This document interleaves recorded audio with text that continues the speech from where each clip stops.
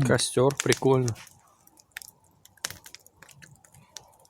А ты знаешь, раньше первобытные люди смотрели на костер вместо телевизора, вместо монитора.